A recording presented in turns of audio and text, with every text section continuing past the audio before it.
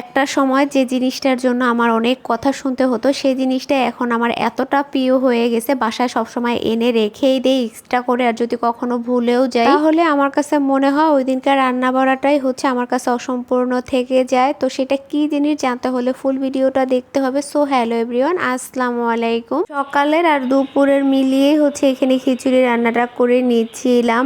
সকালবেলা প্রচন্ড পরিমাণে বাহিরে বৃষ্টি ছিল, বৃষ্টির কারণে আর ঘুম থেকে উঠতে পারিনি। উঠতে উঠতে দেখি 11:30 বেজে গেছে। এরপরে আর সকালের জন্য রুটি বা পরোটা কোনোটাই বানাইনি। দেখা যায় এগুলো বানিয়ে নাস্তা খেতে খেতে তো দুপুর হয়েই যেত। আবার হচ্ছে দুপুরের জন্য আবার রান্নাও করা লাগতো, যার কারণে আর ওই ঝামেলায় যায়নি, একেবারে খিচুড়ি বসিয়ে দিলাম। তাছাড়া বাহিরেও বৃষ্টি হচ্ছে আর বৃষ্টির দিনে এরকম ভুনা খিচুড়ি খেতেই ভালো লাগে। তো আমি এখানে ভাতের চালটা দিছিলাম আর কি, আর সাথে 2 রকম ডাল দিয়ে আলু কুচি, তারপরে পেঁয়াজ মরিচ যা যা মশলাপাতি দেওয়া লাগে সবকিছু দিয়ে হাতে মাখিয়ে পরিমাণ মতো গরম পানি দিয়ে আমি এখানে খিচুড়িটা বসিয়ে দিয়েছি, তাড়াতাড়ি হয়ে যায়। সকাল যেহেতু প্রায় 12টা বেজে গেছে, প্রচুর পরিমাণে ক্ষুধা লাগছে আমার এবং আমার ছেলে, যার কারণে একটু তাড়াহুড়াই করতেছিলাম। মশলাটা কষিয়ে ওর ভিতরে চালটা একটু ভালোভাবে ভেজে তারপরে হচ্ছে খিচুড়িটা রান্না করতে গেলে অনেকটা দেরি হয়ে যাবে, যার কারণে ঝটপট করে এইভাবে শর্টকাটে রান্নাটা করে নিলাম। আর এখানে ছেলে আর আমার জন্য একটা ডিমও ভেজে নিচ্ছি। ছেলের বাবা তো গরুর মাংস তরকারি আছে ওইটা দিয়েই খেয়ে নেবে, কিন্তু আমি আর আমার ছেলে দুজনের একজন ওই মাংস দিয়ে খাবো না, যার কারণে ডিম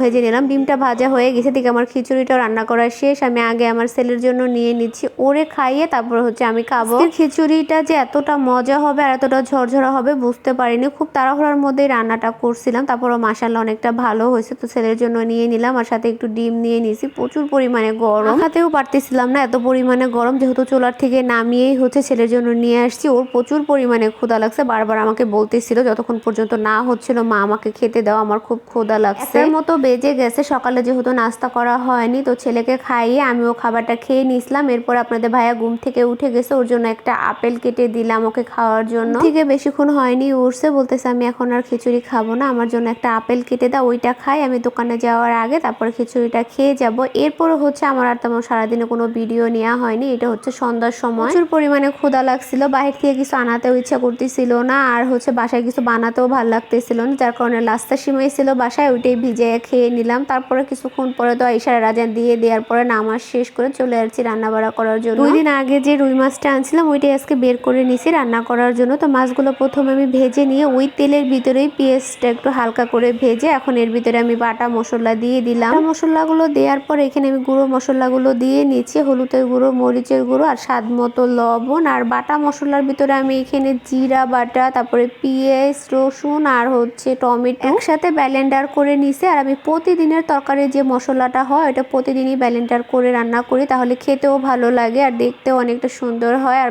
মশলা আগে থেকে বেটে রাখলে দেখা যায় অনেকদিন হয়ে গেলে ওটা স্বাদ থাকে না। মশলাটা ভালোভাবে কষানো হয়ে যাওয়ার পর এখানে ঝোলের জন্য পরিমাণ মতো পানি দিয়ে ফুটিয়ে নিছি। এরপর হচ্ছে আমি এর ভিতরে মাছগুলো দিয়ে দিলাম, এখন উপর দিয়ে টমেটো গুলো দিয়ে দিব। পুরো বছরটাই হচ্ছে এবার টমেটো খেলাম, একটা দিনও মনে হয় না যে টমেটো ছাড়া তরকারি রান্না করছি। গত বছরের সিজনের থেকে শুরু করে এই পর্যন্ত ফ্রোজেন করা ছিল, সেগুলো খাওয়া শেষ হয়ে যাবার পর এখন তো কিনে খাচ্ছি। তরকারিটা রান্না করার পর এখানে হচ্ছে আমি কচু শাক ভাজি করে নেব, এর জন্য পেঁয়াজ রসুন তারপরে শুকনো মরিচ কাঁচামরিচ সব একসাথে একটু ভেজে নিয়ে তার ভিতরে ইলিশ মাছের মাথা আর লেজ ছিল ওগুলো দিয়ে এখন একটু ভেজে নিচ্ছি। সাথে একটু হলুদের গুঁড়ো আর হচ্ছে স্বাদ মতো লবণ দিয়ে সামান্য পরিমাণে একটু পানি দিয়ে কষিয়ে নিছিলাম। এখন এর ভিতরে আমি সেদ্ধ করে রাখা কচু শাকগুলো দিয়ে দিব। আর এই কচু শাকগুলো অনেক দিন আগে এনে রাখা ছিল, অনেক আগেই তো একটা ভিডিওতে বলছিলাম, এর আগে 3 দিন খাওয়া হয়েছে আর এই 4 দিন আজকেই শেষ, এরপরে আর নাই। কচু শাক দিয়ে ইলিশ মাছ ভাজি খাওয়ার খুব শখ হয়েছিল, এখন আর শখ নাই, মানে খেতে খেতে অধৈর্য হয়ে গেছি,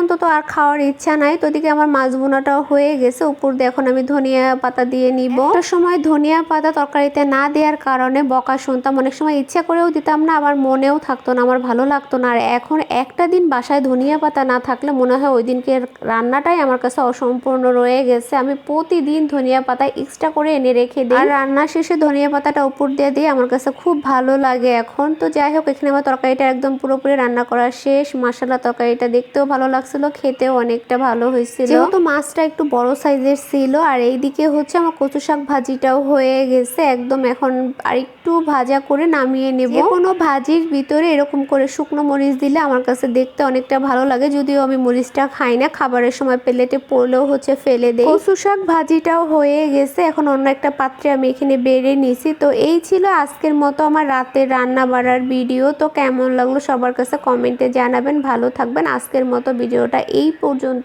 আল্লাহ হাফেজ।